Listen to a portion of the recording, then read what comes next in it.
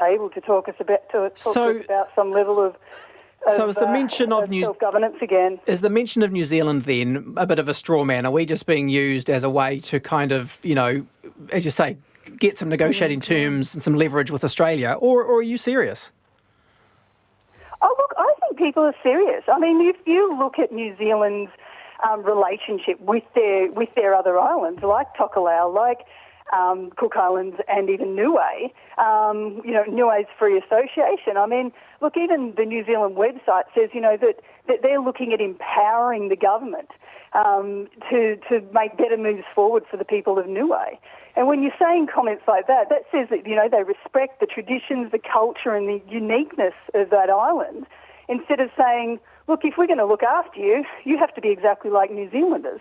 And unfortunately, that's the way in which Australia's treated us over the past few years. So is there any group or any person on there who's literally picking up the phone to ring the New Zealand government to actually do something about this, or are we still just, feeling the ground? Oh, look, I guess it's still feeling the ground, but it's certainly, because of the overwhelming support, it's certainly the conversation that's going to happen in the near future. Do you think we might end up with a sort of Falkland Islands situation here between Australia and New Zealand? Because we don't really want that. Look, I guess it is difficult. I mean, some days we feel like it's a level of resentment towards us because we like our uniqueness and our differences. But, I don't know. But, certainly be interesting to have the conversation, I guess. Candy Snell from Norfolk Island. Thank you very much for joining us today. We'll see how that goes. And look, if you ever do make any serious approaches, let us know.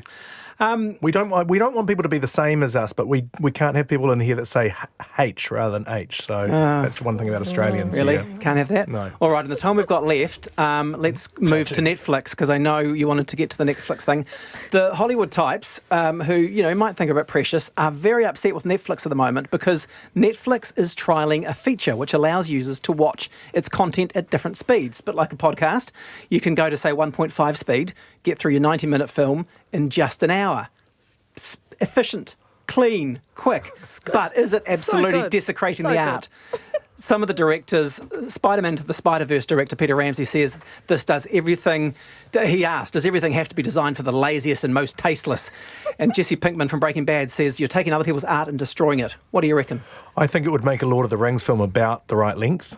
For a start, it would make it an hour and a half or 2 hour movie, which would be about bearable, I reckon. Yep. I think, I can take the point that if you don't have time to watch a movie, don't watch a movie. Don't watch the movie. Isn't that sort of defeating the purpose? Unless you're a movie reviewer or something. I don't know why we just have to keep messing with things. Why do we have to mess with things? Why can't things just stay the same? The audience is king. If they want to watch it faster, then you put it out there and people do what they want with your art. If you want to hang a painting upside down, you hang it upside down. If you want to play the film faster, you play the film faster. If you want to make out while the film's on, same thing, exactly, same thing. You want to put on the funny subtitles and do that, That's right. Okay. Come on, Ruth, can't you? Oh, look, it's fine if they want to do it. There's other things in the world to affect change with. Imagine if you come around to someone's house though and they go, hey, you want to watch a movie? Yeah, sure. And then you have to watch it. Oh, no. Would you have time to get through a whole packet of Jaffas? That is the question. Hey, it's coming up with Checkpoint and Lisa Rowan very shortly. Hey, before we go, we're not going to have time, are we, to play those Chipmunk classics? We played a few earlier. No, I'm being told we don't have time. Hope you heard the ones earlier, as you say, with the Lord of the Rings, where you'd hear Sir Ian McKellen going, "You shall not pass." It would be a bit difficult. Anyway, this is the panel on RNZ National, and that's us for this week. Ruth Money, thank you for your time. Thank you. Damien Christie, thanks for coming in. Thank you very much. Nice to be here. We're off to Lisa Rowan now on Checkpoint. Enjoy the rest of your weekend.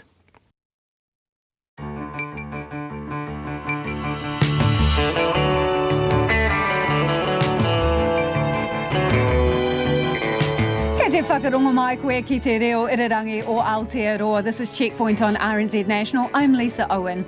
E haere nei, a notorious child murderer threatens to kill again as he's sentenced for a brutal jailhouse attack. Less than a third of sexual violence complaints made to police make it to court. Angry Indian migrants protest over relationship rules. Could it lead to a bust-up between government bedfellows? More than 70 people die in a fiery train crash in Pakistan. Using te reo in Coca-Cola marketing, a thumbs up for spreading te reo or a total fizzer? Steak and cheese or spirulina pie, we get a slice of the action at the Vegan Pie Awards. And pole dancing possums on the peninsula. If that doesn't get your attention, nothing will. RNZ News at 5. Kia ora, ko Susana Leata tēnei. One of the country's most notorious child murderers swore at the media and talked over the judge as he was handed a second indefinite prison sentence today. Stephen Roger Williams, who was already serving a life sentence for the murder of 6-year-old Coral Allen Burrows, had pleaded guilty to attempted murder of his cellmate at Rimutaka Prison in July. During Justice Peter Churchman's sentencing, Williams eyeballed the press bench and threatened to kill a photographer. He noted that you completed... No, just be quiet, thank you, Mr. Williams. He noticed that you had... Williams also refused to stand when the judge asked and knocked a cup of water off the bench in front of him. He was given a second preventative detention sentence with a minimum jail term of 14 years to be served alongside his previous sentence. A sociologist has told the Royal Commission on Abuse and Care that many disabled people were too afraid to speak out about what was being done to them. Regular abuse and neglect of disabled people in care between the 1950s and 1990s has been outlined before the Royal Commission on Abuse and Care. Andrew McRae has been at the hearing. Bridget Murphy-Veach says many of the disabled people were scared to talk about abuse when it happened, fearing ramifications. She says neglect and a lack of emotional support was synonymous with state care. Dr Murphy-Veach says people in care with learning disabilities didn't have their basic needs met and suffered both emotional and psychological abuse. She says many lived in constant fear and survivors spoke of a strong sense of being trapped in state care. She says they deserve an official apology. In Auckland, ko Andrew McRae tēnei. Test results show Auckland's water quality has been affected by firefighting activities at the Sky City Convention Centre, but there won't be long-term impacts on marine life in the harbour or the water quality. Auckland Council says about 27 million litres of water was used to fight the fire and 15 to 20 million litres has gone into the harbour. The Council's Safe Swim Programme Manager Nick Viger says there are elevated levels of contaminants in the water system, but it was sufficiently diluted by the time it reached the waterfront. The residual effect is really around the sediment in the basin here, which will have some contamination as well, but most of that sediment is due to be dredged very shortly and none of those contaminants will get sent to the harbour. Nick Viger says there are ongoing checks in the wastewater system to prevent any further residue being washed through. And Fire and Emergency has finished its work at the scene. It says fire investigators are now preparing their report. At the peak of the massive fire, there were about 130 firefighters there, 30 fire engines and 16 other operational vehicles. The site will now be handed back to Fletcher Construction. The Serious Fraud Office has charged the man who oversaw Westland District Council's procurement processes with corruption. The charges relate to the contract for a wastewater treatment plant in Franz Joseph. Vivek Goel, the council's former group manager of assets, helped oversee procurement processes and has pleaded not guilty to 4 charges of corruption and 2 of obtaining by deception. South Auckland man Neha Bubna has pleaded not guilty to 1 charge of corruption and 1 charge of obtaining by deception. 2 other defendants who have name suppression have not entered pleas. Almost half of all reports of sexual violence in New Zealand are made by people 17 and under. Another 15% were historic cases from people's childhoods. This has been revealed in a new Ministry of Justice report into sexual assault, which analysed almost 24,000 cases reported to police between 2014 and 2018. It also found less than a third of cases reported go to court, with just 11% resulting in conviction. All Blacks fans in Japan are expecting their team to play with plenty of freedom in tonight's bronze medal match at the Rugby World Cup. New Zealand take on Wales in the 3rd place playoff in Tokyo. The All Blacks were far from the best in losing their semi-final against a powerful England side, but Brendan Beasley from Rotorua, who'll be at the game, is predicting a free-flowing performance. You know, with those boys that are leaving, you know they'll show up. Maybe they've played under a bit of strain, a lot of pressure. I think now the pressure's gone. I think they'll open it up and let the ball go. All Blacks fan Grendon Beasley. It's coming up to 5:05. And the All Blacks halfback Aaron Smith says his disappointment has turned to excitement ahead of the third place playoff against Wales. Smith says he's feeling upbeat and motivated. You know, the early in the week was tough. Saw heaps of opportunities that we missed, but just really excited about playing a really quality Welsh team, and we got some quality men finishing or leaving, and we owe them a good send-off. Halfback Aaron Smith. Meanwhile, the All Black great Christian Cullen believes the failure of the All Blacks to reach the World Cup final will have seriously hindered the bid of their assistant coach Ian Foster to replace Steve Hansen in the top job. Hansen will step down after tonight's match. Cullen says while Hansen survived after the 2007 World Cup quarter-final loss and continued on with Sir Graham Henry to win in 2011, he's not sure Foster will be so fortunate. A new voice is good for anything, so to me, I don't think that's a bad thing. I think that could be good for them. After what's happened at this World Cup, I think next year, if it's a full fresh, a new voice, could be the best thing ever. You can hear the full interview with Christian Cullen on our Extra Time Sports podcast on our website. And kick-off for the game against Wales is at 10 o'clock. England are on track to win the first T20 cricket match in Christchurch. The Black Caps set England a target of 154 to win. A short time ago, England were 133 for 3 with 18 balls to go. That's the news. Tonight on Nights, Country Life introduces us to shepherds Kate, Leslie and Casey. Mike Chun selects a mixtape. We are going international for our Friday Night Live with a couple of overseas artists recorded by RNZ's finest, Jose Gonzalez and Imad Wasif. And in honour of the element fluorine, we have a sonic tonic dedicated to cavities. So if you're in a hole, stop digging and start listening. Tonight's with me, Brian Crump, after the news at 7 on RNZ National. Now the short forecast from Met Service to midnight tomorrow. Northland and Auckland, fine spells. Isolated light showers clearing Auckland tonight and Northland by tomorrow morning. Gisborne to Wairarapa, fine apart from isolated showers this evening. Waikato to Wellington, also Nelson, Marlborough through to Southland. Mainly fine but isolated showers this evening about the central North Island and South Island ranges. Areas of cloud overnight. Bulla to Fiordland, isolated showers from Hokitika northwards, clearing tonight and becoming fine throughout. Cloud about the coast tomorrow, moving onshore later in the day. Chatham Island, showers, some heavy with hail, easing overnight and becoming fine tomorrow. Cloud increasing tomorrow afternoon with late showers. RNZ National, it's 5:07. Thanks, Susanna. This is Checkpoint and I'm Lisa Owen. One of the country's most notorious child murderers gestured and swore at the media as he was handed a second indefinite prison sentence today. Stephen Roger Williams is already serving a life sentence for the murder of his 6-year-old stepdaughter, Coral Ellen Burrows, in 2003. And in July this year, he attempted to murder his cellmate at Rimataka Prison. Our reporter Hamish Cardwell was at the High Court in Wellington today for his sentencing. Stephen Roger Williams bashed his stepdaughter to death 16 years ago. It took 10 agonising days for her body to be found near Lake Ferry in the Wairarapa after a huge search. But at his sentencing today, Williams wanted to get on with it. Stephen Roger Williams, you have pleaded guilty to one charge of attempted murder. Have you anything to say to this court as to why sentence should not be passed upon you according to law? Hurry up.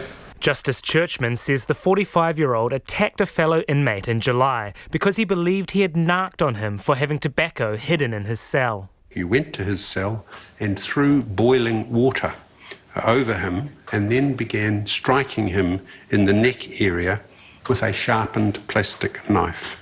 The victim sustained 1 stab wound to the back of the head and 3 to the back of his neck. He also suffered extensive burns to his neck, chest, upper torso and arms. It was Williams' third violent assault on a fellow prisoner in 5 years, having previously been given a preventive detention sentence in 2017 for a separate attack. Crown Prosecutor Grant Burston described the similarities between the violent assaults. The attack's been planned, the intent was to kill, and disappointment has been expressed afterwards at the fact that the victim was not killed. Justice Churchman sentenced Williams to a minimum of 14 years in jail, saying it was his third strike. The preventive detention sentence means Williams cannot be released until he can prove he is no longer a risk to society. Justice Churchman says it might seem pointless to impose another such sentence, but it was a matter of principle. You have told your health assessors that your intention is to kill again, so that you will be sentenced to life imprisonment without parole. I have to tell you, Mr. Williams, you do not need to do that to achieve your objective of remaining incarcerated. During the sentencing, Williams eyeballed the press bench and swore at and threatened to kill a photographer. He noted that you completed... No, just be quiet, thank you, Mr. Williams. He noticed that you had... Williams refused to stand when asked by the judge and knocked a cup of water off the bench in front of him.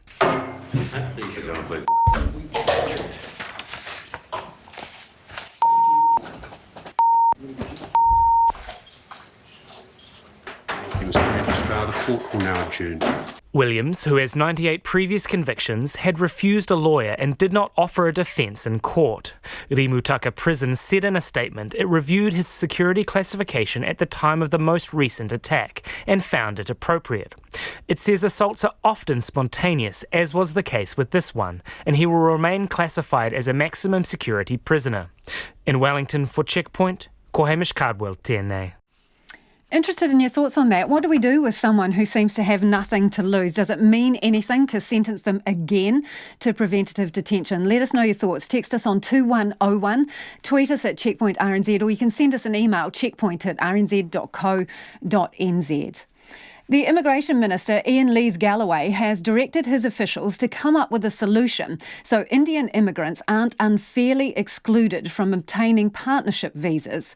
The intervention has come after mounting anger and frustration from the Kiwi Indian community at recent policy changes, with some even walking away from the Labour Party. Here's our Deputy Political Editor, Craig McCulloch. Shur Singh, once a staunch Labour Party member, last month found himself penning his resignation. A series of strict immigration policies wearing down his support. The final straw, a crackdown on partnership visas. That just triggered me and I thought, no, this is not me. In recent months, Immigration New Zealand has adopted a tough new stance, insisting that couples must have spent time living together in order to be eligible for a partnership visa.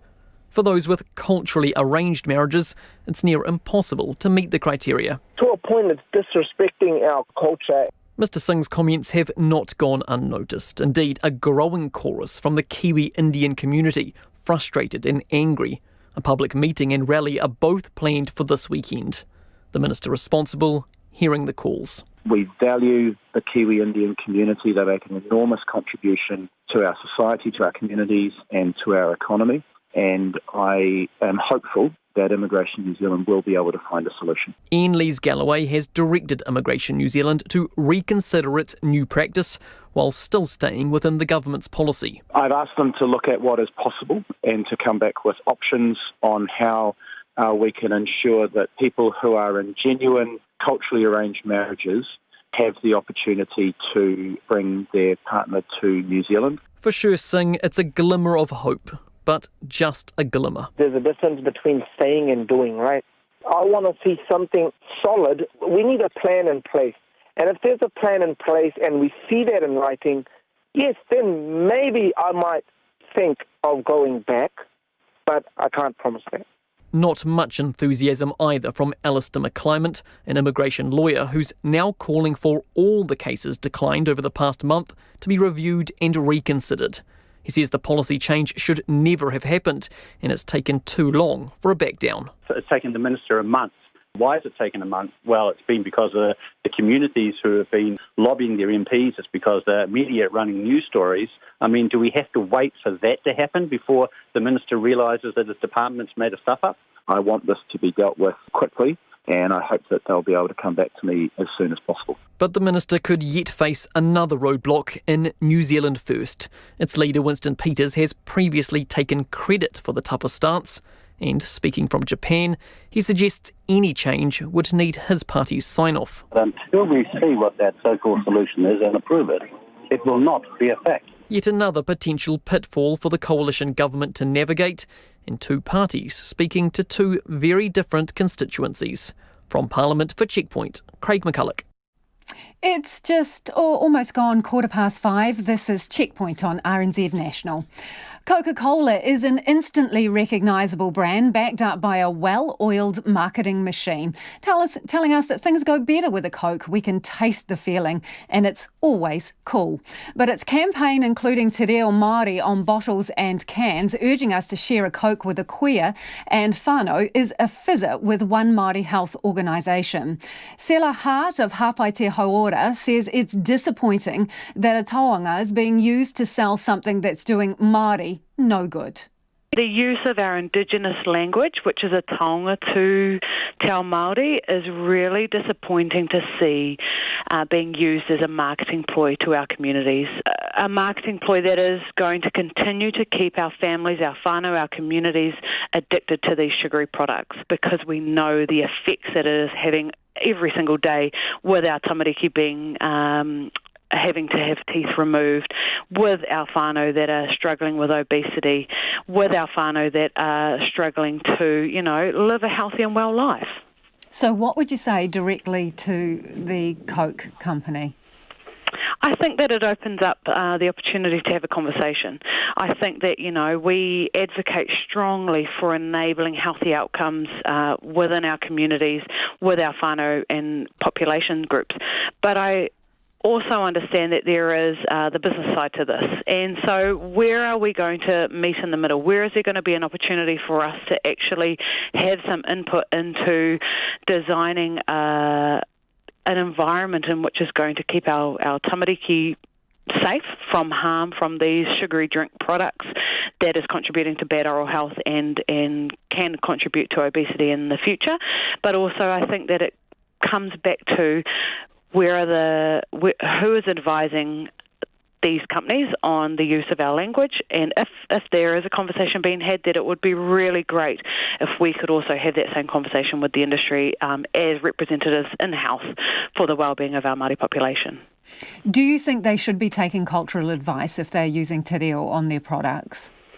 I believe that would be very supportive of ensuring that they get marketing right for the use of our language on their products.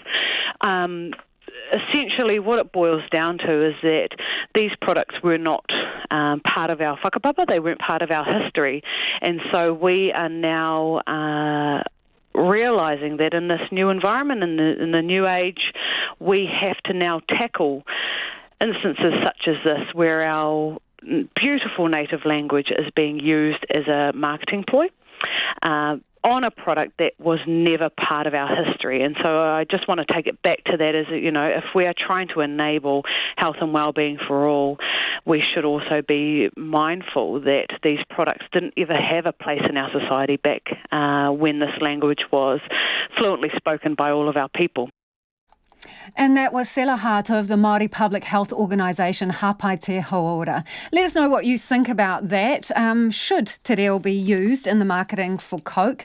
It's Māori words on the sides of the cans and the bottles. Check it out, the photos online. We'll put them up on our webpage. It is 18 minutes after 5. You can text us on 2101. You can tweet us at Checkpoint RNZ, or you can email checkpoint@rnz.co.nz. Less than a third of sexual violence cases reported to the police make it to court, according to a new report released by the Ministry of Justice. The figures, based on tens of thousands of cases over a 4-year period, also show just a tenth ended with a conviction, and even fewer resulted in prison. The government and advocacy groups say while progress is being made to improve the culpability of sexual violence offenders, a lot more work needs to be done. Here's political reporter Charlie Drever. Out of the almost 24,000 cases of sexual violence reports made to police between July 2014 and June last year, just 11% ended with a conviction. 6% resulted in a prison sentence. More than 3/4 of the victimisations occurred when the victim was aged 24 years or younger. The Under-Secretary to the Justice Minister, Jan Logie, says the report doesn't make for happy reading, but it is crucial to have good data to measure progress. The best we've had until this point was a 2009 Ministry for Women research that only looked at adult cases and case files. This is a really significant point for us to finally, as a country, take responsibility. Catherine McPhillips from sexual abuse support organisation HELP says she'd like to see changes to the court process for children. Children are put into situations as if they're small adults, and they're not. And while the legislative changes are going to address that to some degree in terms of ensuring that children can understand the questions that are put to them, it still seems that our process is fixated on criminal justice versus fixated on actually getting children safe. The report also found that only 10% of sexual violence cases are reported to police, meaning the conviction rate is actually only about 1%. Those sombre statistics are unsurprising to Sexual Abuse Prevention Network CEO Fiona McNamara. The low likelihood of a conviction is one of the reasons that people are unlikely to report. The process is such a huge experience for people to go through, and so many people, will wonder why put themselves through something like that if it's really unlikely to result in a conviction. But she is thankful there is a lot of work already being done to improve the system. Some of which is highlighted in this report, like changes so that evidence that's given at a trial can be recorded, so that a survivor doesn't have to repeat it at any retrial. It can just be replayed. There's also a lot of work being done at the moment to educate those who play a key part in the system, such as court staff or judges and police. MP Jan Logie says one slither of hope in the report was that police saw a 34% increase in the number of investigations resulting in court action just in the last year. The police adult sexual assault manager, Detective Inspector David Kirby, says that's in part due to the implementation of the Solicitor General's guidelines for prosecuting sexual violence. There's also been an increased emphasis in training around empathy and supporting the victims through the whole process. That's probably the two major reasons. There are lots of others. We now have national ASA specialised investigators pretty much in every major city. David Kirby says the police can still do more, so they're seeking feedback from victims on their website. But in the meantime, the government will be introducing legislation into Parliament this year to address some of the barriers victims face. From Parliament, for Checkpoint, Ko Charlie Drever, DNA. Now to Hagley Oval in Christchurch, where the Black Caps have just walked off the field after losing to England again. Happy Friday, everybody. It's the first of 5 2020 matches against England and the first game since that World Cup final in July. Ross Taylor top scored on 44 in New Zealand's total of 153 for 5. England chased that down with 9 balls to spare, thanks largely to James Vince's 59 off 38 balls. Our reporter Anand Zaki is live at Hagley Oval and joins us now.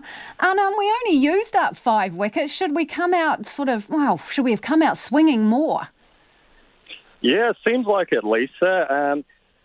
But unfortunately, our bowling didn't seem to fire in the end. England managing to win by 7 wickets. And I guess the demons of the 2019 July final are still out there. Lurking around in the background. Hey, how many people were there? Because it's not quite summer yet, so were there many enthusiastic fans? Yeah, it's a bit early for cricket here in New Zealand, but we have had a near capacity crowd of 7,400. Hagley Oval holds about 8,000 people, and we've also seen a huge number of kids as well. They've made their way after school with their little plastic bats and tennis balls. So the early November timing doesn't seem to have put people off. It's also the first time that the Black Caps are playing in Christchurch since the March 15 mosque attacks. Had that been recognised in any way today? Yes, well, New Zealand Cricket is actually donating all gate sales today to a new sports fund, which is targeting ethnic minorities in Canterbury in order to get minorities involved in various sports. And the fund, which is being run by the Christchurch Foundation, is a direct response to the March 15th terror attack. So nice touch there by the Black Caps and New Zealand Cricket. As you remember, the last time they were here in Christchurch, the Bangladesh match had to be called off because of the attack. So it's a nice touch there by New Zealand cricket.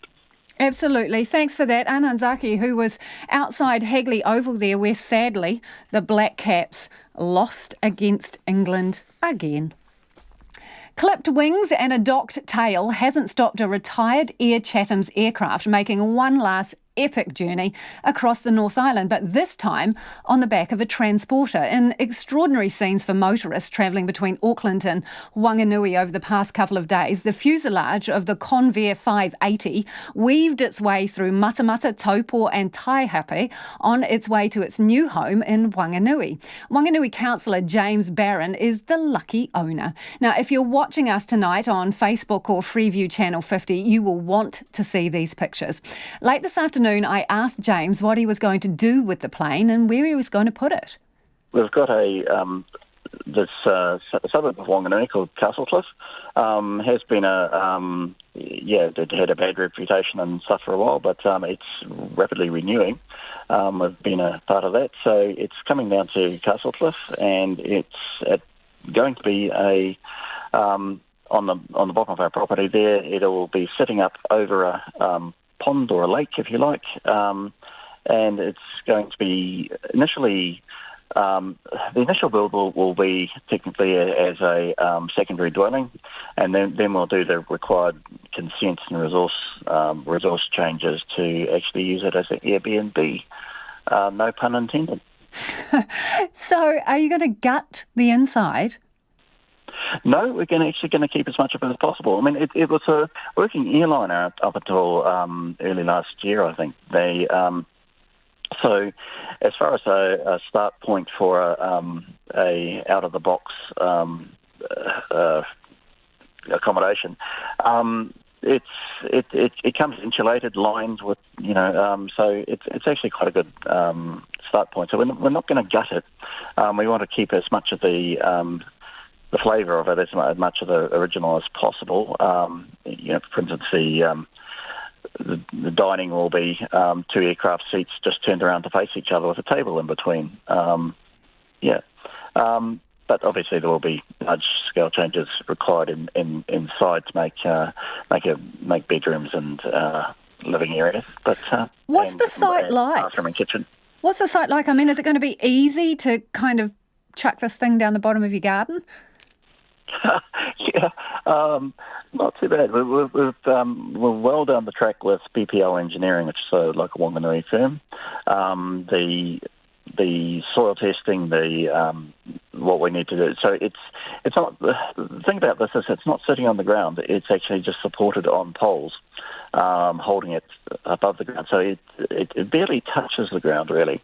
So it's airborne still. Yeah, which is just as well because it's going across above a pond, as I said. Yeah.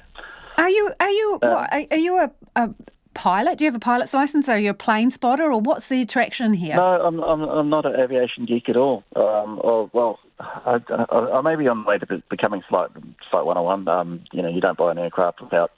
A few months ago, I would have said, talk to you about the left and the right wing. Then you move to port and starboard, and then you realise that there isn't left and right wings or port and starboard wings. There's one wing.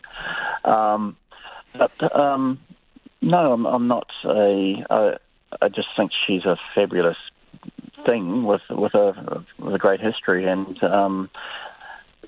thinking outside the box is the ability to actually, within the budget that we spend to build a new build, very boring box of a 1 or 2 bedroom house, a secondary dwelling. I think for about that money, or maybe even slightly less, I can actually create something truly spectacular and special. So how much did you pay for her, as you put it? Okay, she was $25,000 for the carcass of the aircraft, basically. So had you had a few beers when you signed the cheque, James? No, I was actually for work. I was in Australia in Bathurst actually, and I was up on the top of the mountain, which is actually an Aboriginal sacred mountain. So I think some of the old fellas helped me with the bid process. If I'm telling the truth, yeah. Hey, so is it on site yet? Has it made it safe and sound? I believe it has.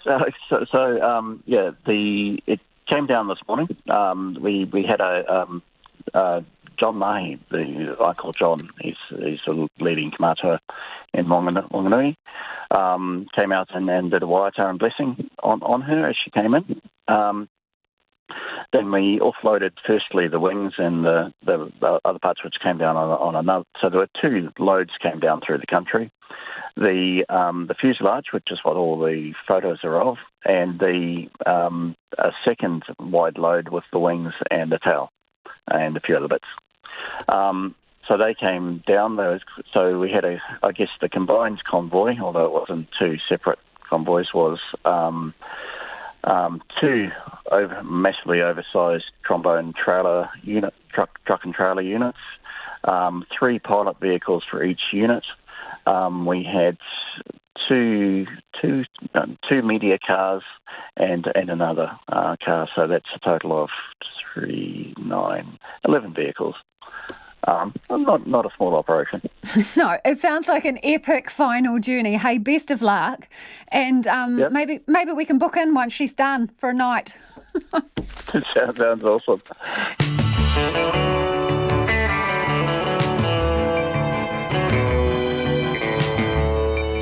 Coming up on Checkpoint on RNZ National, a Lime e-scooter rider remains in a critical condition in an Auckland hospital after an accident.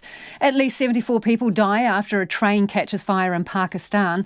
And spirulina pie, anyone? Our intrepid reporter, Nita Blake-Person, taste tests at the Vegan Pie Awards. And don't forget, if you want to check out those pictures of the plane making the epic journey down the North Island on the back of a truck trailer, check it out on our Facebook page and we'll stick it up on our website too. And get in touch about anything you've heard on the program today. Text us 2101 or tweet us at Checkpoint RNZ. Let's get to the headlines now with Susanna. One of the country's most notorious child murderers threatened to kill a photographer and talked over a judge as he was handed down a second indefinite prison sentence today. Stephen Roger Williams, who was already serving a life sentence for the murder of 6-year-old Coral Allen Burrows, pleaded guilty to attempted murder of his cellmate at Rimutaka Prison in July. He was given another sentence of preventative detention with a minimum jail term of 14 years to be served alongside his previous sentence. The Royal Commission into Abuse and Care has heard evidence from an advocate for people with disabilities that many felt unworthy of care and that they couldn't report abuse. Dr Hilary Stace has been giving evidence on the final day of the first week of hearings in Auckland. The Serious Fraud Office has charged with corruption the man who helped oversee Westland District Council's procurement processes. The charges relate to the contract for a wastewater treatment plant in Franz Joseph. Vivek Goel, the council's former group manager of assets, helped oversee procurement processes there and has pleaded not guilty to 4 charges of corruption and 2 of obtaining by deception. Almost half of all reports of sexual violence in New Zealand are made by people 17 and under, while 15% are historic cases from people's childhoods. This has been revealed in a Ministry of Justice report into sexual assault, which analysed almost 24,000 cases reported to police between 2014 and 2018. Fletcher Building says it will be some time before workers are allowed back into the Sky City Convention Centre. Fire and Emergency has finished its work on site and has handed the building back to Fletcher's. In sport, the All Blacks will take on Wales in the bronze final of the Rugby World Cup tonight with a kick-off at 10 p.m.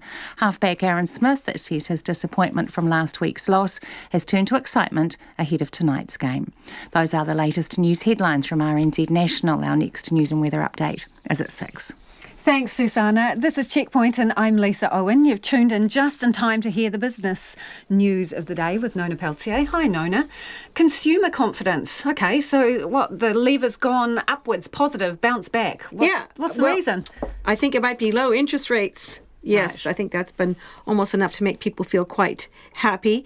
Also, the job market's looking still pretty good, although there are some signs that maybe things have been coming off a little bit because of hiring intentions of employers.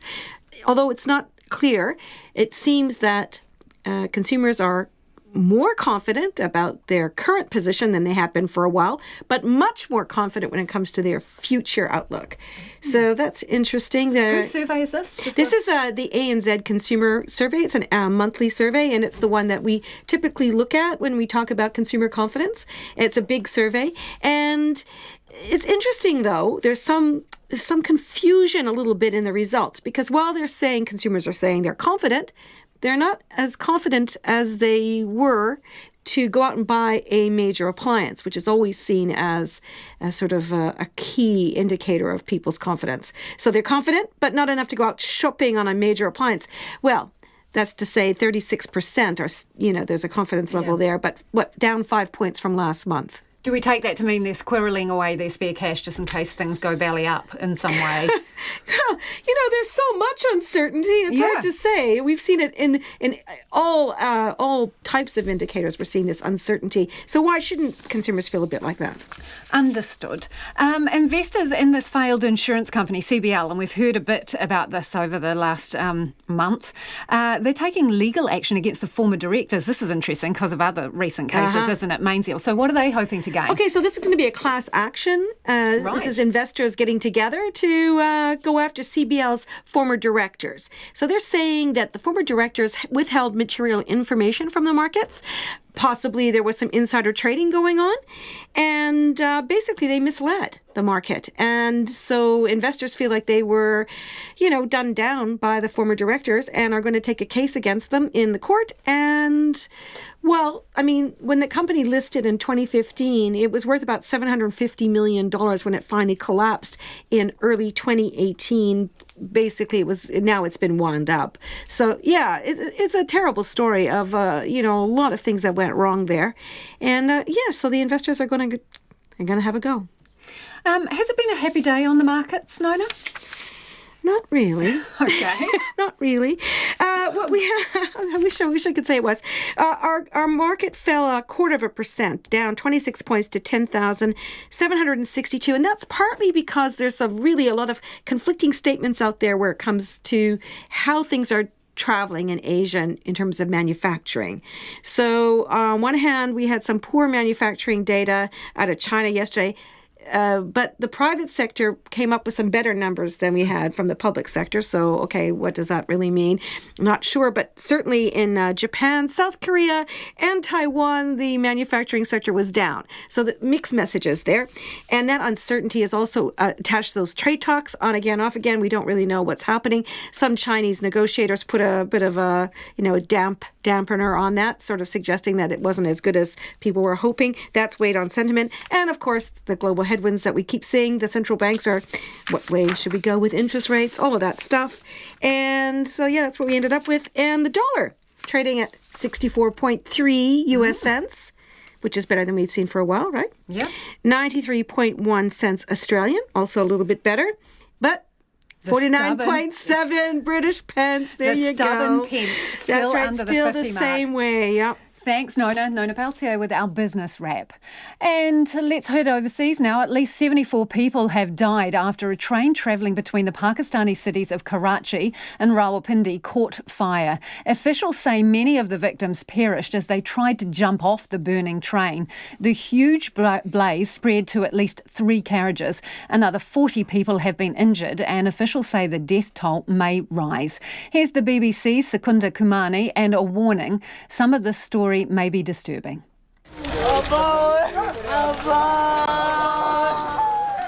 A desperate man calls out for his father as he watches the flames. They engulfed 3 of the train's busy carriages. Many of the passengers inside them were heading for a religious gathering. It was very difficult for us to get out of the train and save our lives. Some members of the group managed to pull the emergency chain. It was very chaotic. Everyone thought they were going to die. Railway officials believe the fire was caused when a gas cylinder that some passengers had been using to cook food exploded, though other survivors suggested there may have been an electrical fault on board. Accidents are not uncommon on the Pakistani railways, but this tragedy is the biggest of its kind for years. The Prime Minister Imran Khan expressed his condolences and ordered an inquiry. Officials say efforts to identify all the victims are still ongoing. Secunda Kumani reporting. Australian airline Qantas has grounded 3 of its Boeing 737s after inspections uncovered cracks where the wing joins the body of the plane. Experts say the cracks pose no serious safety risk, and their discovery is a sign that the aviation industry is keeping passengers safe. But it's bad news for Boeing, which has had to ground its entire fleet of 737 MAX this year after 2 crashes that claimed 346 lives. Here's the ABC's Eleanor Whitehead. Qantas has now completed its checks and says there's no reason for passengers to worry. Andrew David is chief executive of the airline's domestic arm. Qantas will never fly a plane if we do not believe it is safe to do so. It found its first crack during a routine inspection suggested by the 737's manufacturer, Boeing, after it uncovered the same problem on an aircraft in China. The airline inspected 33 planes, which had flown more than 22,600 times, and says 3 will be sent for repairs. And we are talking about a hairline crack on 1 bolt out of 8 bolts. With minimal risk, we are being very prudent. We've done the checks in 7 days. Those 3 aircraft are on the ground. We will get them back flying by the end of the year. Virgin Australia says no issues were identified in the 19 737s which it inspected. Peter Gibson is spokesperson for the Civil Aviation Safety Authority. He says it's checks like these which keep passengers safe. This is all about identifying these cracks when they are small, before they become a safety issue. So, of course, if you catch them when they're just a centimetre or a couple of centimetres long, at that point they're not at risk of causing a major failure, and they can be repaired. Boeing now has questions to answer. The damaged part of its 737 is called the pickle fork, which is part of the structure joining the wing and body of a plane. And as Peter Gibson explains, it should not be breaking. You know, this is an important component of the aircraft, and certainly you wouldn't have expected it to get cracking. It's supposed to last the lifetime of the aircraft, which is 90,000 cycles, and we're seeing cracks at between 20 and 30,000 cycles. So not what's expected, and that's what Boeing is now going to work on, why that happened and what the fix for the problem is. So does it imply a kind of engineering deficiency on Boeing's part? Clearly something went wrong in the production process, whether it was the type of metal that was used, the particular batch of metal, the way the component was actually designed and engineered in the first place. Something there obviously didn't quite go right. And look, aircraft are very, very large machines with a huge number of components, and from time to time you do get defects in those components. A newer model of the 737, the MAX, has been grounded after 2 fatal crashes. Boeing is under scrutiny in the United States for cutting corners in its design. Neil Hansford is chairman of Strategic Aviation Solutions. Boeing has got some endemic problems as manifesting in the MAX 8, and we're just fortunate that the MAX 8 at this stage won't be coming to Australia. And basically it is a design problem coupled with acute engineering arrogance. You know, Boeing have lost the plot of what was a fine aircraft manufacturer for decades. When the competitive pressures of Airbus have come, Boeing have been found wanting. Senators have also raised questions about Boeing's cosy relationship with the US aviation regulator. Neil Hansford is calling for heads to roll at the American manufacturer. There hasn't been enough corporate bloodshed in Boeing because these are cultural issues and purchasing decisions. These aren't accidents. If a boil is to be fixed, you have to lance it at the head. And this is what's required at Boeing because a once great technical company has lost its way. Neil Hansford ending that report from Eleanor Whitehead. 2 new studies have revealed more about the damage measles does to the body's immune system. They show the virus makes the body forget how to fight bugs and resets the immune system to a baby-like state. The scientists carried out those studies on children from a Dutch religious community who aren't vaccinated. The BBC's Fergus Walsh explains. These children had never had the MMR vaccine, and they analysed their blood before they got measles and then after a big outbreak, and then analysed what effect the measles virus had had on their immune system. And they found that the measles virus, it wiped out the antibodies that those children had built up over the years naturally against a whole series of other infections. And it had also knocked out quite a lot of what's known as naive immune cells, these sentry cells that patrol your blood and bone marrow, waiting for new pathogens to come along. And it returned it to what they described as a baby-like state. Now, we'd known for quite a long time, anecdotally, that children who got measles were prone to getting other infections. But this, for the first time, explains the mechanism. Now, what they didn't do, because it would have been unethical, was then deliberately give any infections to these children. But they did take some ferrets. Now, ferrets are the best animal model for flu. And they found that ferrets who'd got measles and who'd been immunised against flu then had their immunity wiped out. So the theory is that it also potentially does the same, not just with flu, but with a whole series of potentially childhood infections. And one of the researchers suggested that perhaps if you don't get immunised against measles, but you've been immunised against other childhood infections, it may indeed wipe those out for some time. It's about 5:45. I'm Lisa Owen and you're with Checkpoint on RNZ National. Trapped, abused and afraid, the stories of disabled people in state care have had an airing at the Royal Commission today. The Commission into Abuse in State Care and Faith-Based Institutions has ended its first week of hearings in Auckland. Andrew McRae has been at the hearings and filed this report. 18 people with learning disabilities living in state care from an early age spoke about their abusive treatment back in 2007. Sociologist Dr. Bridget Murphin-Veach has been researching the stories and says abuse became the norm for the silent majority of disabled people in care. It's possible that abuse is so expected and pervasive that people have not recognised that they have been abused. Dr. Murphin-Veach says many were scared to talk about abuse when it happened, fearing further ramifications. She says neglect and a lack of emotional support was synonymous with state care. She quoted a survivor. I was scared a lot in institutions. I would scream a lot. I would get in the corner and put my hands over my face, and no one ever came to comfort me.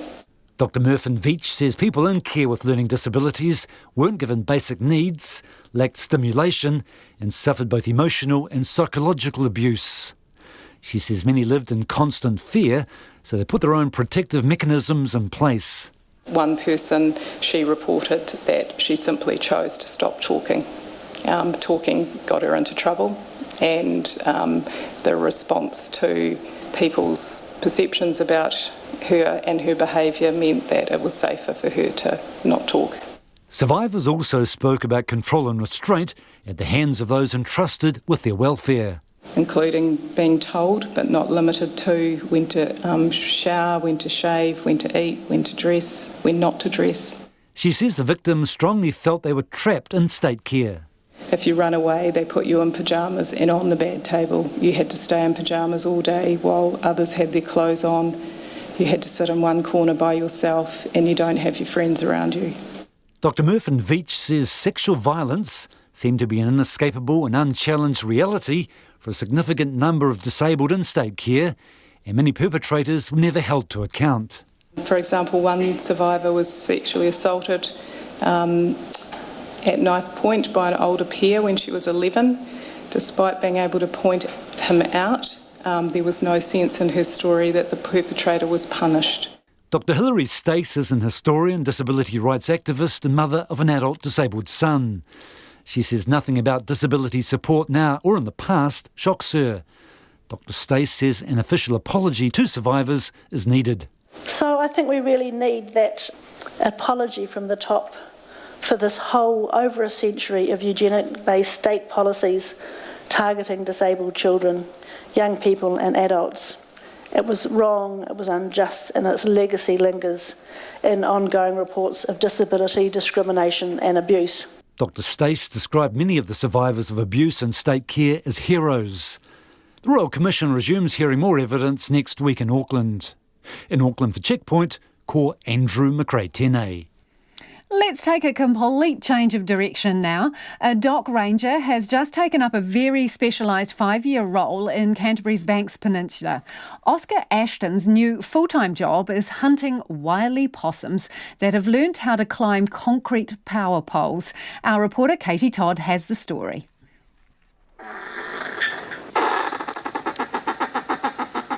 Not just a plague on the ears, possums in Banks Peninsula are devastating native bird species, plants, and more recently, people's power supplies. Possums caused 54 power outages on electricity lines company's Orion's network last year, and about a quarter were in Banks Peninsula. Possum guards are fitted on the company's wooden power poles, but the mischievous marsupials are now climbing concrete poles, causing high-voltage electrical arcs and knocking out power to hundreds of homes and businesses. Orion's General Manager Infrastructure Steve McDonald says it's time to tackle the problem at the source. We know that vegetation is going to increase as climate change takes effect, and so we wanted to address the problem rather than just keep going, putting our community at risk with outages. Introducing Oscar Ashton. The dock ranger based in Banks Peninsula has a dedicated new truck and will be focusing on possum control full-time for the next 5 years. With sponsorship from Orion, Mr Ashton says his job will include trapping, using toxin and bait stations, and running trapping workshops for the community. So I'll be working on planning both pre and post monitoring before any control. I'll also be planning the control as well. I think for the first 3 years we're going to be concentrating on the wild side, but dedicated towards eradicating possums across the whole of the peninsula.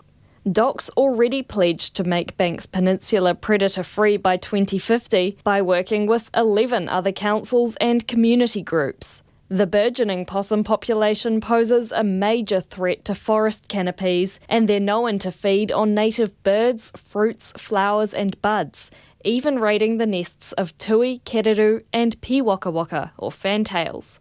Doc's operations manager for the district, Andy Thompson, says having a specialised ranger is a game changer in terms of what can be achieved. Traditionally, we've been able to dedicate a couple of rangers for a couple of weeks a year, maybe to tackle a reserve or two each year, but that's nothing like enough to make a real impact on the possum population. So this program will allow us to both intensify our efforts because possum numbers are really high, but also expand our efforts significantly. Overnight, Mr Ashton caught 4 possums in traps at the Kaituna Reserve. He's hoping to inspire many more backyard possum captures, something he says anyone can do by purchasing any sort of trap or borrowing one from the Banks Peninsula Trap Library. If the Possum Ranger program is successful, Orion says it isn't ruling out the idea of trying it elsewhere in the country. Oscar Ashton knows what job done will look like for him. When there's no more possums on Banks Peninsula. No more possum power cuts, no more of this, and a lot more of this. For Checkpoint, call Katie Todd, TNA.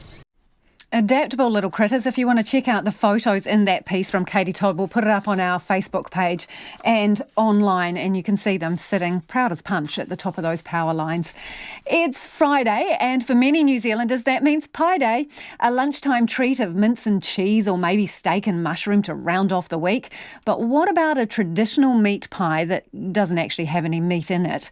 Well, that was the goal for the National Vegan Pie Awards, which took place in Auckland today. Dozens of bakers submitted entries from around the country with not a trace of animal product in sight.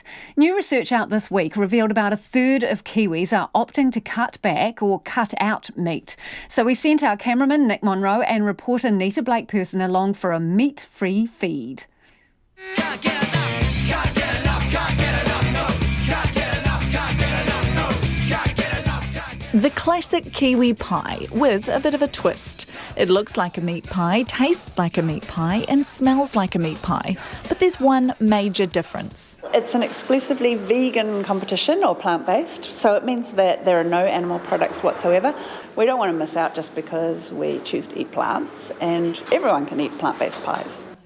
Amanda Sorensen of the Vegan Society has been organising the national pie competition for the past 2 years. The reason we started the pie competition was because vegan pies were actually banned from the nation's most famous pie competition. You used to be just handed a limp lettuce leaf and a piece of cucumber, and now, you know, the quality and diversity is really great. Damn it, that's tasty. The Big Mac pie. They've conquered the secret sauce recipe. There are around 60 pies entered in 7 categories: so-called steak and cheese, mince and cheese, chicken, vegetable, fruit, gluten-free and cafe boutique. Head judge Gerard O'Keefe says there are plenty of substitutes available to avoid animal products. You're using fat, so you can use extra virgin coconut oil, fats, which are solid. There's lots of alternates that you can use, and they have been getting quite a bit of use. But for the fillings, we're finding jackfruit is turning out to be quite popular. Some people are using poi lentils and other types of beans and lentils, so it's actually pretty good. The pie entries have come in from all over the country. Auckland actor Emmett Skilton had his plate full in helping to decide the overall winner. I wouldn't choose to eat 60 at a time, but the fact that there is pretty exciting. Having been vegetarian for 7 years, he switched to a vegan diet 2 years ago and says there's been a drastic change in attitudes during that time. That's what you'd think a vegan pie was, right? Which to me represents the, I don't know, hippy-dippy representation of a vegan that everyone jokes about. Whereas that's bullshit, because now you've got vegan pies that look like this. You've got vegan pies that look like our traditional ones. New research out this week from Life Health Foods found a third of New Zealanders are reducing their meat consumption or not eating meat. Emmett Skilton says the switch has been a no-brainer for him. Yeah, so what if we've eaten it all along? Doesn't mean that it's good for us or good for our environment. It's the way that the world's changing. We're creating so many options that mean we don't need the traitorous attitude towards it all, because we're realising that the meat that we've been eating for years and years is actually kind of, can you swear? Bullshit. You know, animal treatment, all those kind of things are actually a horrible way of bringing something to your plate. What we have here is one of my personal favourite pie combinations, the classic mince and cheese. Obviously, no real mince, and cheese is a little bit different also, but I've eaten a fair few regular mince and cheese pies over my lifetime, and I can say this one certainly stacks up. You've got the consistency, a decent amount of cheese ribboned throughout it, and I'm about 3/4 of the way through now. It's filling, it tastes delicious, and I'd give that a solid 8 out of 10. But this pie judging business is no small test. There's various aspects of it, not just to do with the look, but also the texture of it, and then texture of the pastry, whether it's cooked well, whether it can be cooked. There's a cold one that you can check to see what it looks like underneath, things like that. And while some pies may appeal more than others, Emmett Skilton has a simple message for those looking to get a slice of the action. Just try it. You would not know the difference between these and our traditional pies that we've been growing up with. For Checkpoint, Nita, the recently converted vegan Blake person. And in news just to hand, we can announce that Orviado Cafe has taken out the top gong at the Vegan Pie Awards.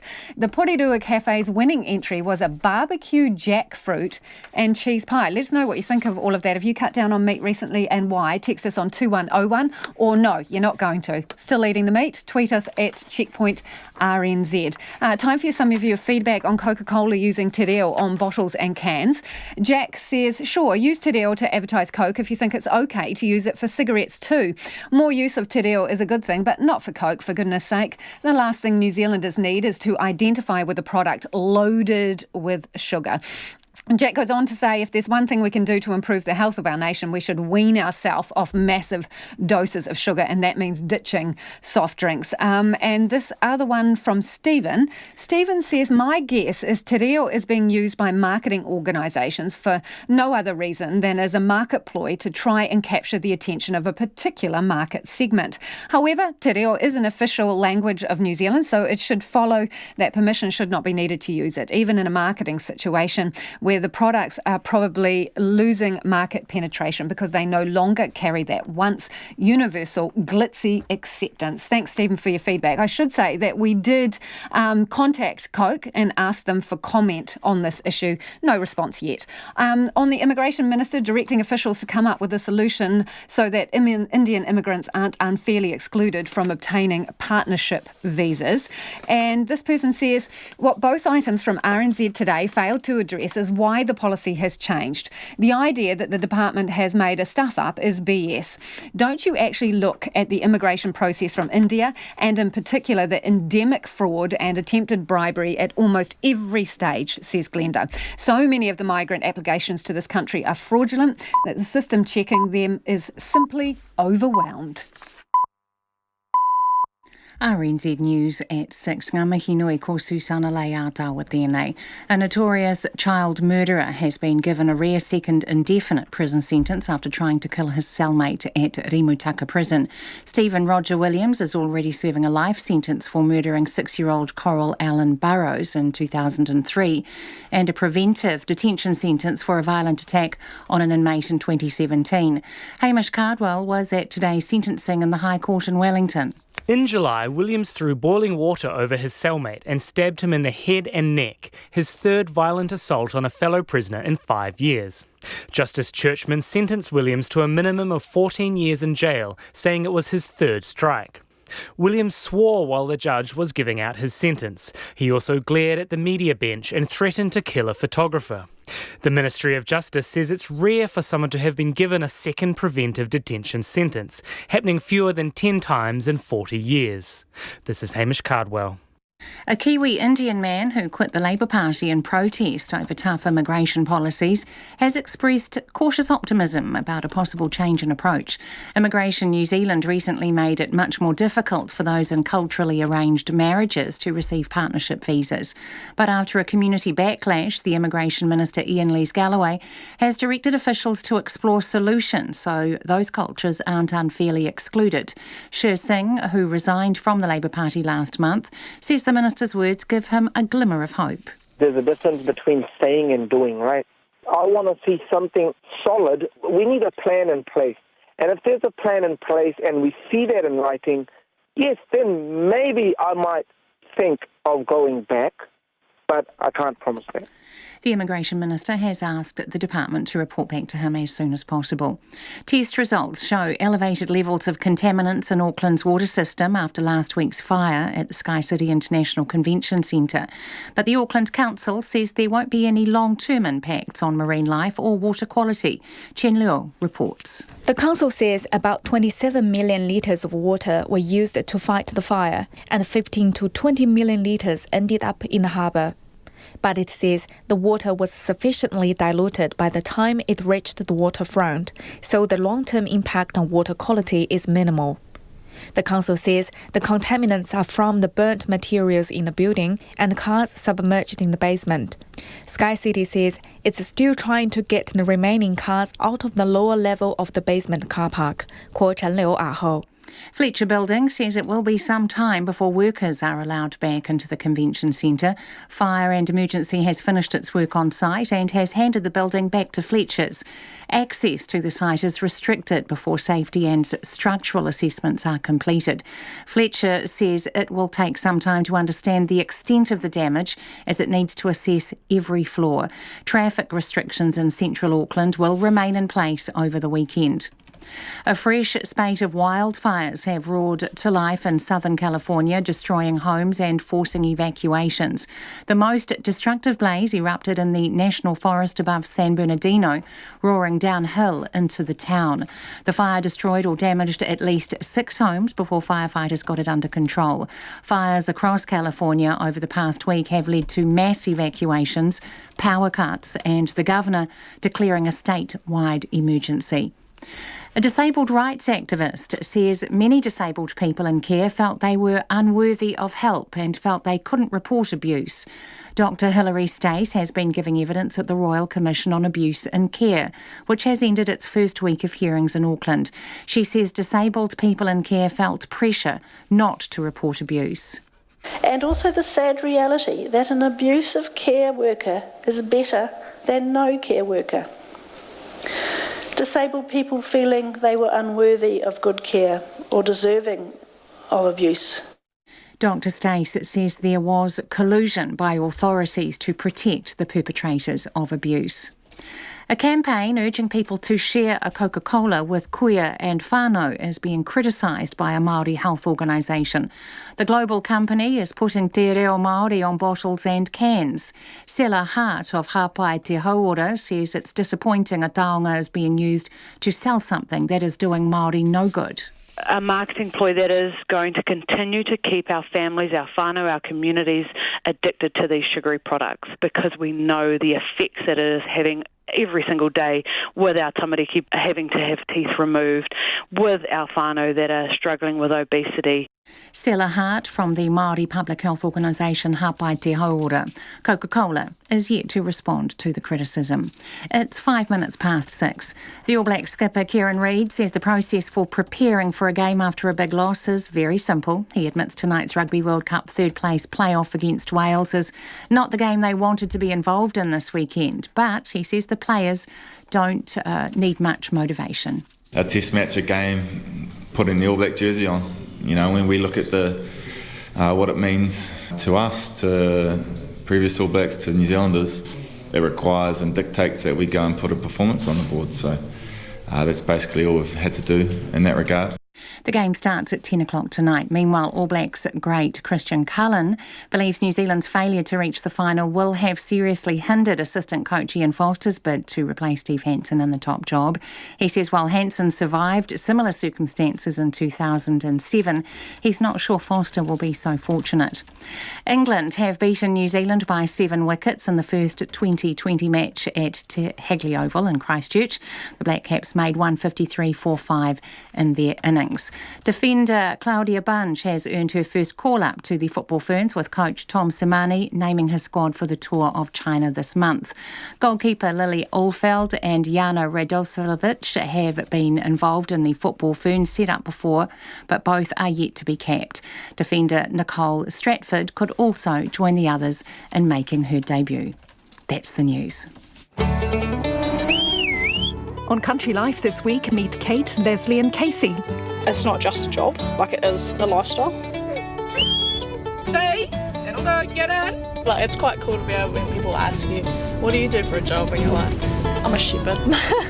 It's quite cool to be able to say that. Get in. A Tale of Three Shepherds. Country Life, Fridays at 9 during nights and Saturday mornings after the 7 o'clock news on RNZ National. Now the short forecast from Met Service to midnight tomorrow. Northland and Auckland, fine spells, isolated showers about Auckland, clearing tonight and clearing Northland tomorrow morning. Gisborne to Wairarapa, fine apart from isolated showers. Waikato to Wellington, also Nelson and Marlborough through to Southland. Mainly fine, isolated showers about the central North Island and South Island ranges, areas of cloud overnight. Bulla to Fiordland, isolated showers from Hokitika northwards, clearing tonight and becoming fine throughout. Cloud about the coast tomorrow, moving onshore later in the day. Chatham Islands, showers, some heavy with hail, easing overnight, becoming fine tomorrow, cloud increasing tomorrow afternoon with late showers. RNZ National, it's coming up to 8 minutes past 6. Thanks, Susanna, and thanks for joining us. This is Checkpoint and I'm Lisa Owen. A Lime e-scooter rider remains in a critical condition in hospital after an accident in the Auckland suburb of Parnell late last night. The crash happened after Auckland Council announced it would allow e-scooters to be rented in the city for another 6 months and almost double the number of e-scooters allowed on the streets. Sarah Robson filed this report. The police are still investigating the circumstances around the latest crash to land a rider in hospital. The accident happened between Bedford Street and Parnell Rise around 10:30 last night.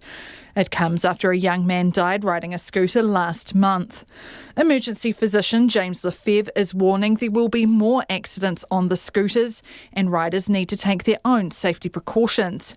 He says authorities need to put resources into researching the risks. People need to use their own brains and travel at speeds appropriate to conditions. I think it's unwise to drink alcohol before going on a motorised vehicle. I think that people may want to wear a helmet just for their own safety. Lime says e-scooters are now part of the country's transport network, having clocked 4 million rides nationwide, including 2 million in Auckland over the past year.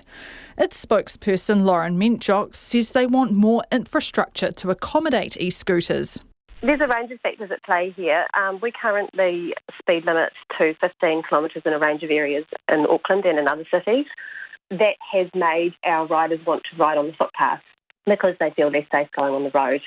We've done a recent survey and more than half of our riders would prefer to be in a bike lane or a protected bike lane. The California-based rideshare company was the first to put e-scooters onto New Zealand streets last October.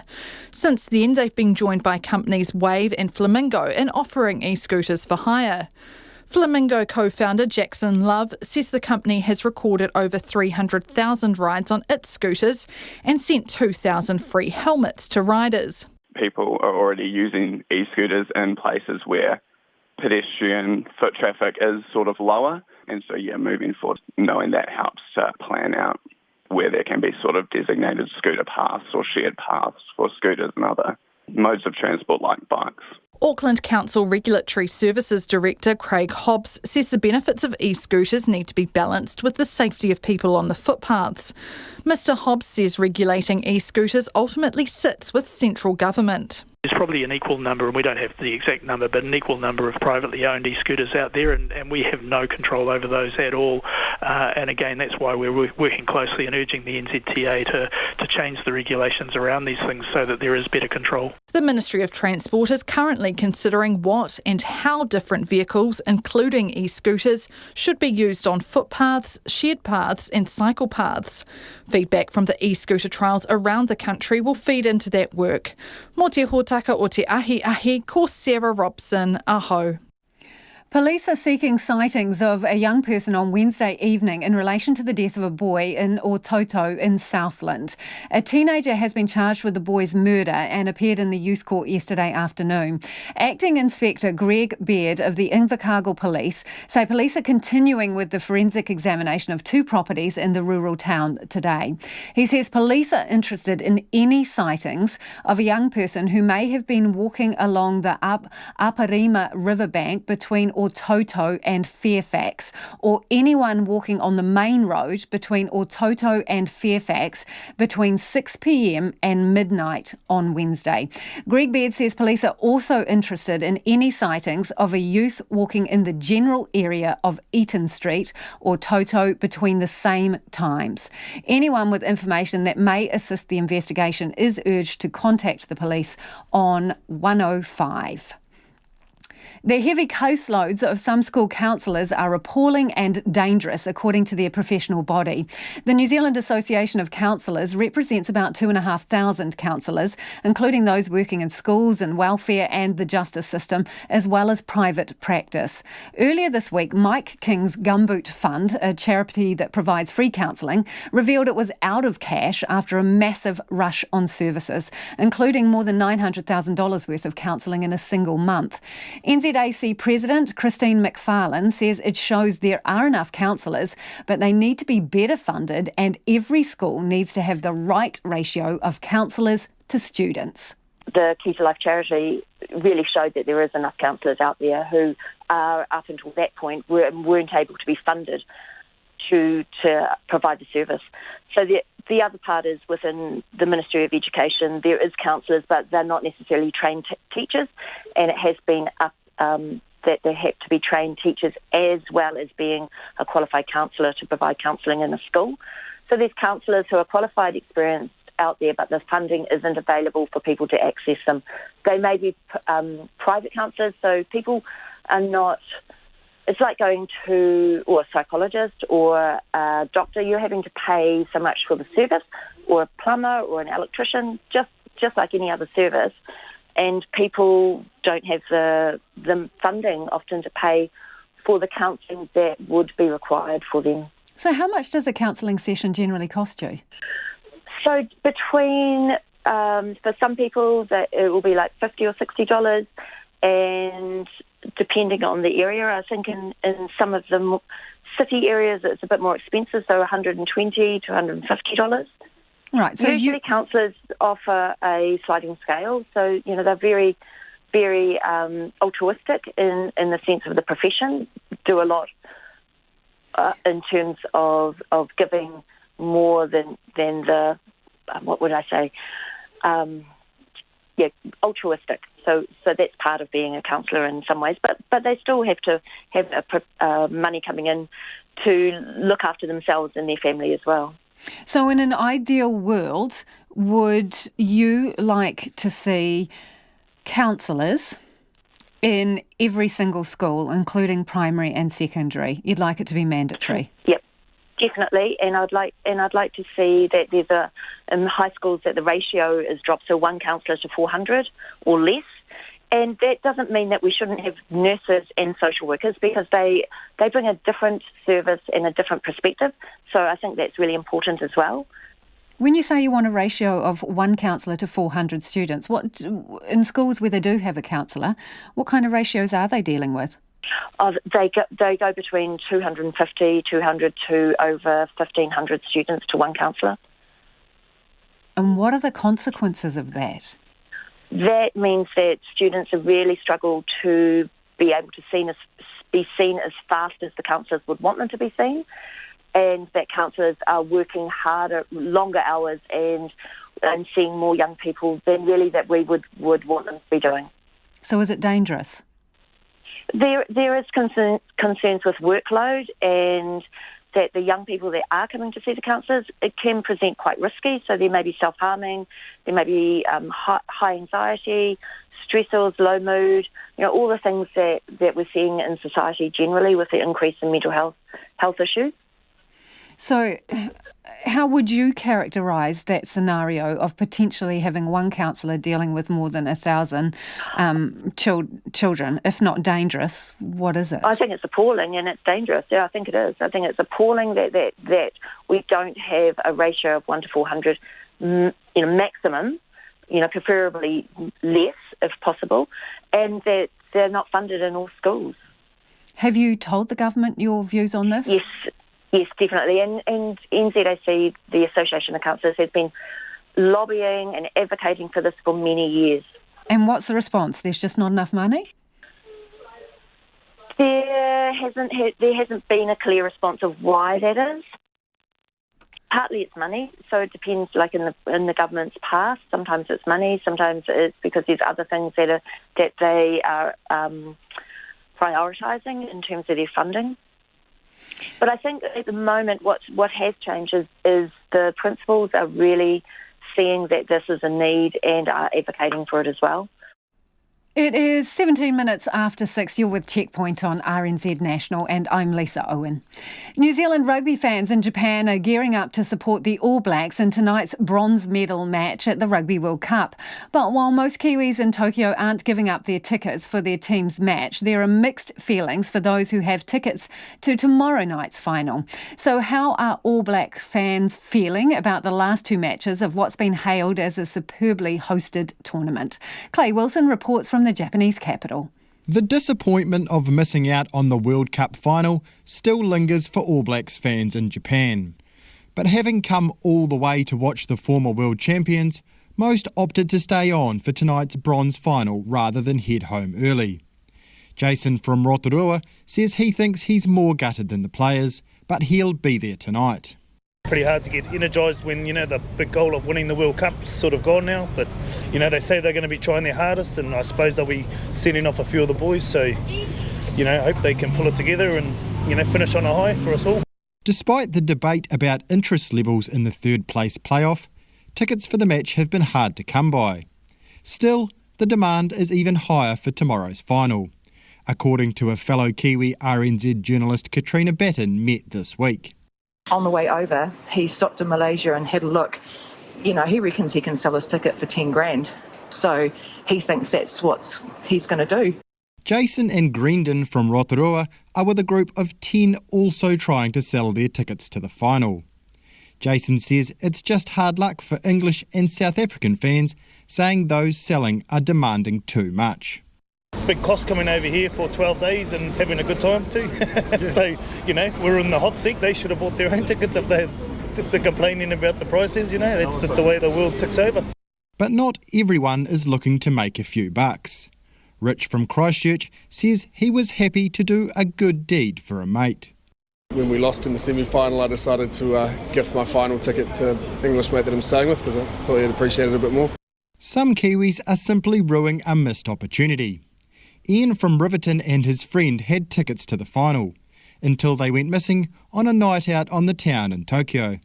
We just can't remember where we've been, so we don't know how to get back to find them. So you put them down somewhere? Oh, I know, my mate lost his whole wallet, including the tickets, which are now very, very valuable. Not to all Kiwis, who aren't able to watch their team in the title decider. But Katrina Batten says she certainly wasn't selling her tickets to the final. I came over here to experience the Rugby World Cup, and I came knowing that the All Blacks might not get through, and I knew that. I'm a Wellington fan, so I came ready to be disappointed, and there's no way that I wouldn't go. I just think it'll be an amazing atmosphere no matter who's playing. It's hard to disagree, given what great hosts the Japanese people have been. Wade from Christchurch, a musician who has been to several matches and played a few gigs during his time in Japan, says it's a trip he won't forget. It's going to go down as the best World Cup so far, isn't it? In my opinion. I've had a great time, regardless of rugby. Rich from Christchurch agrees, and he says there's no doubt he'll be at tonight's game cheering on the All Blacks. It's all about the occasion, right? I mean, hey, we can't be salty about it. We got beaten by a better team on the day, and I think it's pretty good for world rugby. As much as I don't like to see the All Blacks lose, I think if we win it 3 times in a row, it starts to lose a bit of interest. The bronze medal match against Wales in Tokyo kicks off at 10 o'clock New Zealand time.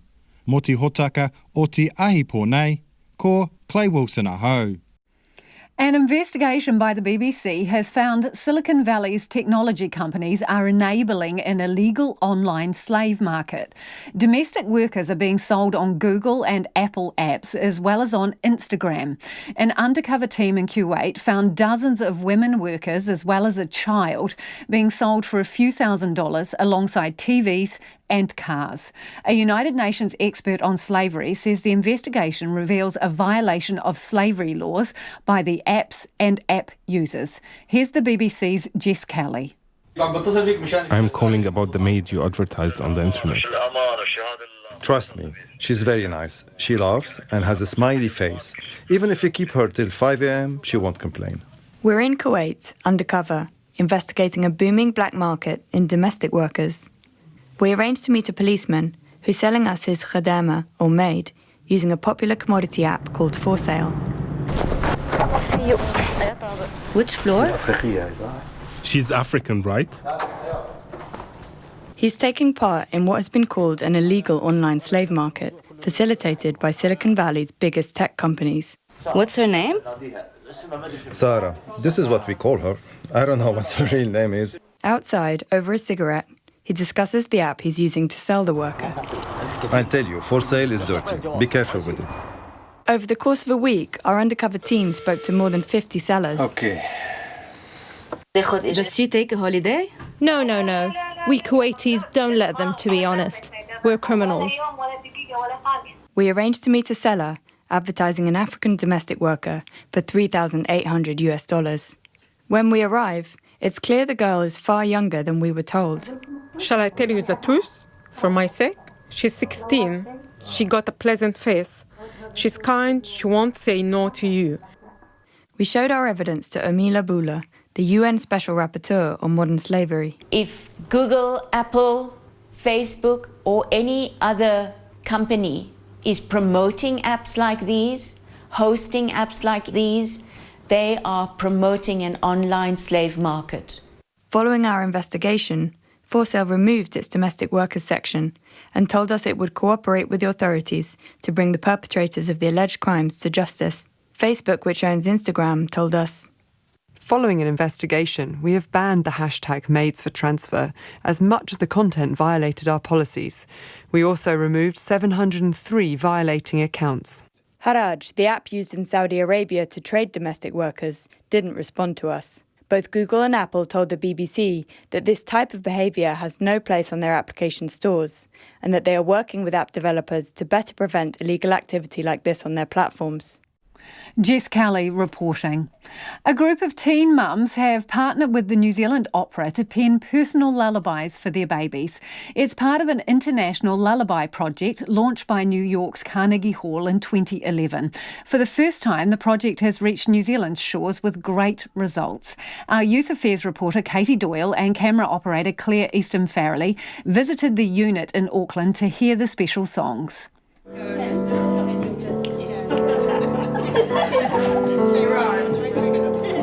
Tucked away on a leafy Mount Eden street sits an old villa, filled with toys, books, bottles, a group of high-energy toddlers and their teenage mums. It's a play centre doubling as a school, so the girls can keep their tamariki close while getting an education. But today, school's been put on hold, while the girls share their own personal lullabies written with the help of the New Zealand Opera.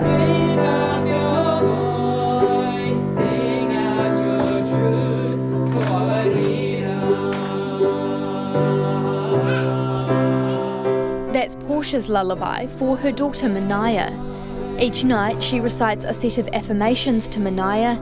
I am strong, brave, beautiful, respectful, grateful and confident. These form the basis for her lullaby.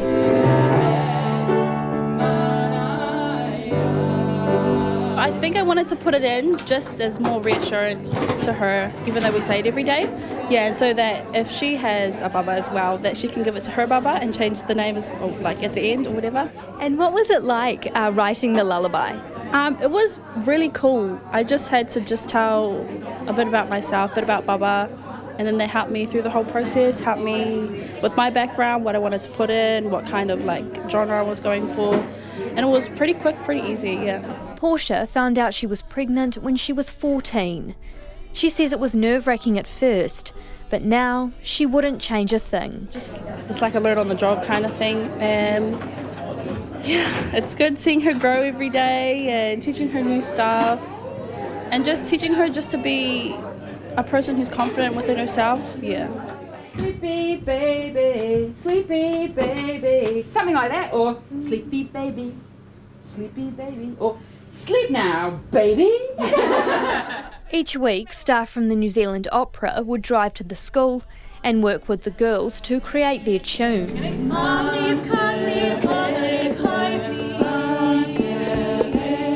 Some wrote lullabies about the first time they saw their little ones. Others wrote about cheeky smiles and sparkling eyes. For Anna Leah, it was a daunting process at first. My lullaby was based off his first time in the sea, and he was just sitting in the ocean and splashing his hands, and he also really loves the song Baby Shark. So we kind of based it off that, and it was more of a playful lullaby, I guess. And do you sing it to him at home? I do, yeah. I just will randomly start singing it to him, and he really likes it. He'll start dancing sometimes. I love you cute little babies and your chubby thighs. I love you naughty little kids and your sparkly eyes. I love your squishy splashy hands and your sunshine smile. Mama loves you tight, tight. Chop it up! So Sarah and Blair and Lindy all came in, and we kind of just sat down and were brainstorming ideas of what he's like and describing him. And then we all kind of just put our heads together and made the song, and it was just pretty much everything that I love about him and all his little unique quirks. He has little dimples that I love, and he has really big thighs. He's quite chubby, so that's what I wrote in the song. It was honestly amazing. I didn't even realize that I was capable of writing something like that. It was so easy, believe it or not. All the words just kind of came to us, and we put the chords together, and it sounded so cool. I was so happy with how it turned out. Silent night, peaceful night. But what makes a lullaby so special? Opera singer Sarah Court helped the girls pen their songs. She says it can actually strengthen the relationship between a mother and her child. My other life is working as a counsellor with children and families, and what we know from the neuroscience is that the dyadic relationship, that one-on-one that a mum and a baby have, is just hugely, hugely important. We know that a baby recognises mum's voice from when baby is in utero, and so if mum is able to feel confident in speaking to baby when baby is born and then also singing to baby, it's a real connection. I know with Blue, as soon as he hears me singing across a room, his ears prick up. He knows me, he knows my voice out of 1,000 voices. And so for us being able to give this gift to these mamas, what we're helping them to do is really strengthen that one-on-one, that dyadic relationship that is so supportive of the brainstem. So we're helping these babies build their little brains from the ground up. I couldn't picture what you would look like. Little monkey, little baby mama's man. For one baby, Elijah, the lullabies were so good, they put him straight to sleep. Oh my gosh, you're here, you're mine, you'll be with me. Oh my gosh, you're here, you're mine, you'll be with me. Oh my gosh, you're here, you're mine, you'll be with me. Mō te hōtaka o te ahiahi, ko Katie Doyle tēnei. And if you were listening to that on the drive home and you want to check it out again and see the pictures of all the cute kids, the one there who nodded off to sleep during the lullaby, go online. That piece from Claire and Kate will go up on our Facebook page and our webpage. And also, don't forget that awesome pictures of the plane being transported from Auckland to Wanganui on the back of the lorry. A must-see. Thanks for joining us. We'll be back Monday. RNZ News headlines at 6:30. The Royal Commission into Abuse and Care has heard from an advocate for disabled people who says many felt they were unworthy of help and couldn't report the abuse they suffered. A notorious child murderer has been given a rare second indefinite prison sentence after trying to kill his cellmate at Rimutaka Prison. The Immigration Minister could face a potential roadblock to his plans surrounding partnership visas, with New Zealand First insisting any change would need its sign-off. 4 people have been charged with manipulating Westland District Council's procurement processes for financial gain. And in sport, the All Blacks will take on Wales in the bronze final of the Rugby World Cup tonight. Kick-off is at 10 p.m. Those are the headlines. Our next news will be at 7. Take the pulse of the day's news every weeknight at 10. It was absolutely predictable. It was inevitable that we would export this to Samoa. Lately with me, Karen Hay, is your late night eye on the